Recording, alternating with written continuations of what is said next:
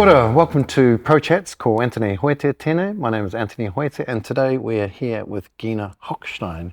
Kia ora, Gina. Dankeschön. Ich freue mich so wahnsinnig, hier heute zu sein. Thank you so much. Dankeschön. And today we're going to talk about the evolution of the kitchen. But before that, perhaps you could tell us something about yourself. Yes, my parents immigrated from Germany in the 60s, and I was born here. Oh, and in New Zealand? In New Zealand, and currently I'm a lecturer and also the co-chair of Architecture and Women. Oh, wow. So you're obviously well qualified to talk about the evolution of the kitchen and its design, but perhaps before we do so, we could move over to somewhere more appropriate. Absolutely. Gina, this is better, isn't it? This is definitely a kitchen. So let's do a recap of the history of the kitchen across the 20th century as it became more open. Well, we can look at, first of all, we look at the Bauhaus, where they had this idea of the modern, and also you can see that in the materials that they use, which was very much the chrome and the wood and the steel, which was all these new technologies that Kitchens became whiter too. Yep, and it was this new technology that they were sort of testing out in the kitchen.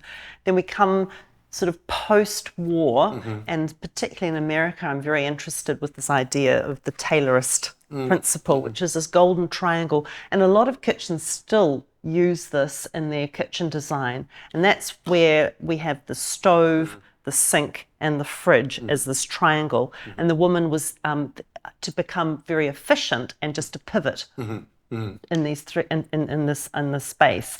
And that came from the Ford T production. How do we make the house and the housewife more efficient within her kitchen space? That metaphor of the car's quite interesting, because the kitchen really is the engine room of the house, isn't it? It's got all the kit, hasn't it? It's for me, it's the place of nourishment. It's the place of ritual. We start our day and we end our day in the kitchen. Yeah. Then we go into the 50s in the kitchen, where we have this idea of the Betty Crocker.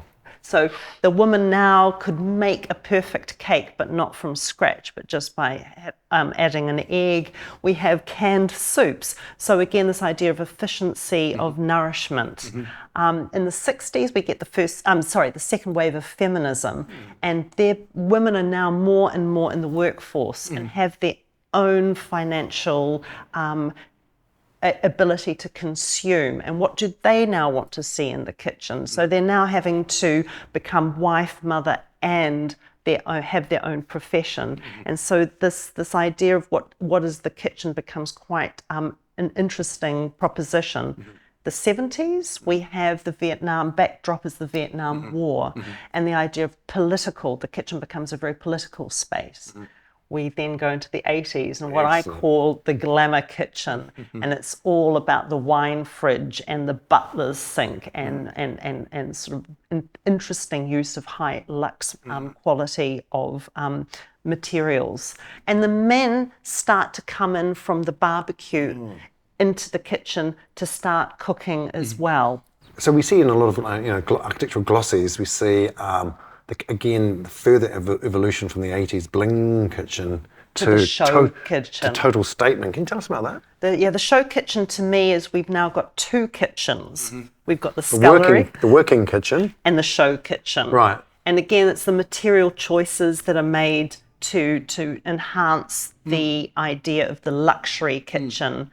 And in Singapore, where I lived, we had the idea of the wet and the dry kitchen. So the dry kitchen was that sort of as part of the open plan, and then the wet kitchen, where all those smells were then put behind another door, or the scullery. Oh, right. So you had the presentation out in the open, and then the working process behind. Exactly. So you mentioned a shift away from the Taylorist Bermuda, the triangle cooker, sink, fridge, into a more of a zoning approach. Can you tell us a bit more about that? Well, I see this definitely coming sort of more to the fore in our thinking post-COVID, or actually how did we use the kitchen in the period of COVID? We were all now in lockdown worldwide, and here we had the need of a home office. We had a need for our children to be taught online, and the kitchen became this idea of zoning and who and what and when and how. So the kitchen becomes this multifunctional space, and yet it's still a space of nourishment and connection.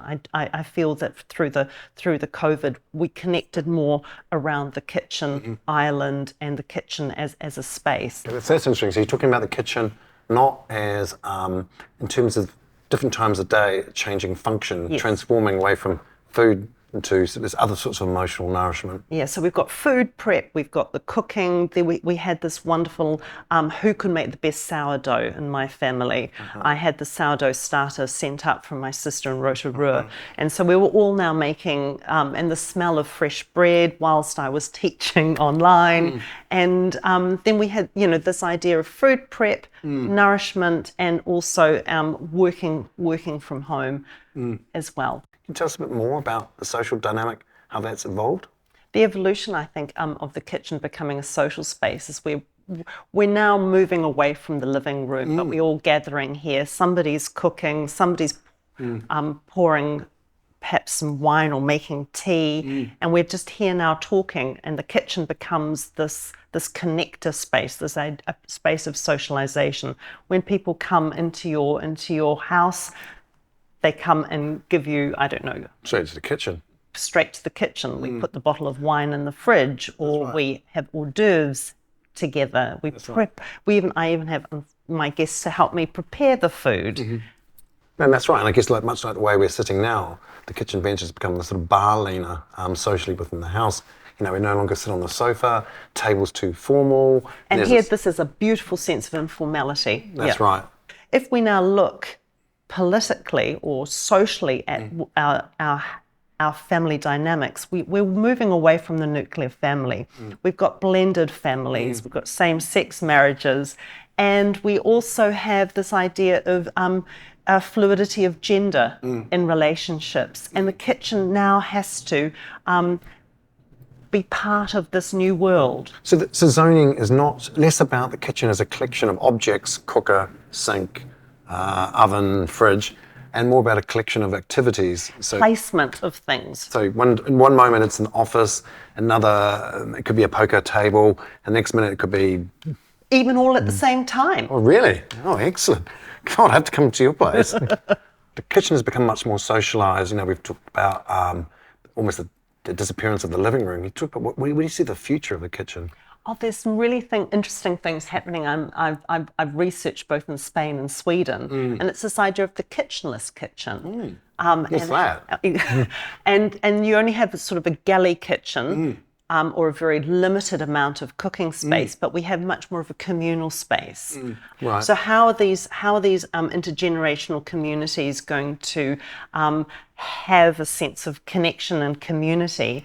And that is a much better communal kitchen. And the idea of co-housing will probably, I feel, will develop into the sense of having a communal kitchen and where knowledge is passed over. But that part of the social connection talks also in a Māori sphere, the whare kai, Yes. How you have, instead of, the new models of Māori housing we're looking at don't have, which maybe 30 houses, instead of having 30 average houses, you can have one decent kitchen. One decent kitchen. So tell us about the materials. You talked about back in the Bauhaus days, it was sleek, it was chrome. I can't see chrome being very woke today, is it? No. I think what we want now in our kitchens is the idea of honest materials. We want to know where our kitchens have been built. What's a truthful material then? What's a truthful material? Yeah. First of all, we want to know how and who is making our kitchen cabinetry, and this idea of longevity. We really don't want to have a kitchen that's only lasting 5 to 10 years.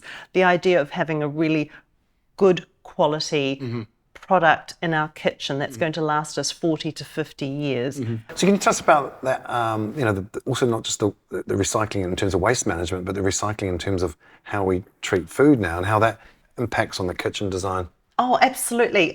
Again, during COVID, we were doing more and more in terms of preserving our food. If we had sort of slightly rumpety apples, we're starting to make compots and things like that. So now we've got these, these glass jars.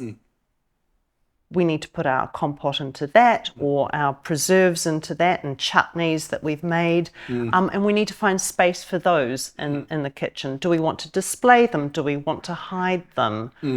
And then over the next period, next winter, we can then open these beautiful jars and these golden chutneys with the scent of summer. We can then use for our eating. And that comes at a premium too, because if you go to like farmers markets, it's always the homemade or the home baked or produce, which comes at a premium, doesn't it? Because and it is so easy to do in your own kitchen. So, Gina, just want to say ngā mihi nui, kia ora. Thank you so much for coming on ProChats and telling us about the evolution of kitchen design. I never knew anything about the Taylorist principle, but excellent, kia ora. Thank you so much for having me. That was so much fun. Thank you.